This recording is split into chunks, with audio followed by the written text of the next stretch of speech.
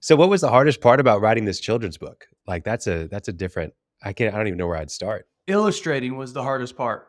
Did you do all the I illustrations? did. Oh, I wow. so my daughter's 2.5.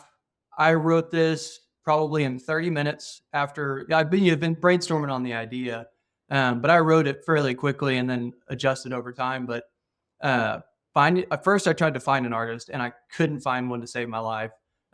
Finally, I got in touch with somebody, but she was not able to finish the project. We probably got like 70% done, and then she just scrapped it entirely. And that was Oh the man. year that we'd been working together. And then probably spent another 9 months trying to get something put together and could never find anybody. I reached out to schools, people I know who have written books, like reached out to their illustrators, and no one wanted to touch it. And then finally, I found out through my aunt that a friend of hers had written a book and used AI. And so I reached out to him and said, "Hey, how did you do this?" And he told me the software. And I probably did the illustrations after that in 2 weekends, just during nap times or when my daughter went Nice. to bed, purely on the side, and not, got it kind of how I wanted it. And then went to Amazon, and Amazon, can move anything. So they had a program to bind it and all that. So, yeah, definitely the illustrations was the toughest part because I'm not that talented to draw those pictures.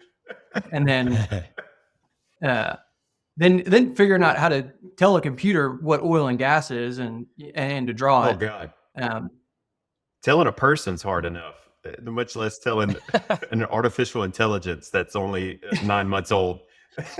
exactly. Yeah. The AI piece was kind of interesting. On one of the pictures, it's a geologist, and I said, uh, do a watercolor illustration for a children's book of a female geologist looking at a stratigraphic map, and it pulls everything up. And I predominantly worked the Eagleford in South Texas, so I said, I switched it and said of Texas, stratigraphic map of Texas, and AI just kicks out basically the same image, but with all the geologists wearing cowboy hats.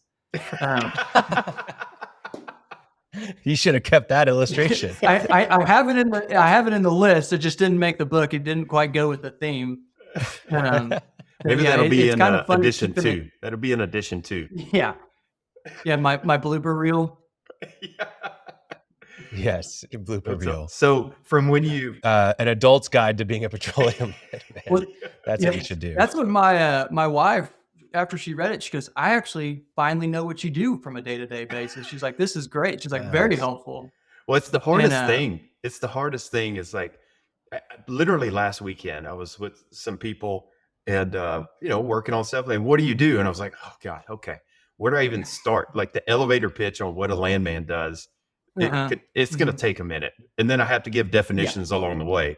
So, I mean, yeah, sometimes I should just carry a dozen of these books and just hand it to them and save myself the conversation.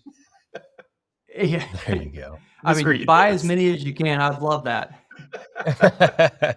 So, It's probably the onboarding experience for your employees. That, hey, here's your book to share with your family and friends now that you're a landman. Well, that's there are a lot of our drillers and other engineers and geologists. They kind of read it and they're like, "This is helpful for me too." Like, forget my kids. I'm going to read this. of course, that's what they wanted, Yeah. and that fits in with their perception of landmen. Oh, your basic children's Mhm. book. This is how they write. Yeah. Yeah. It's easy. It's Yeah, easy. these stupid landmen.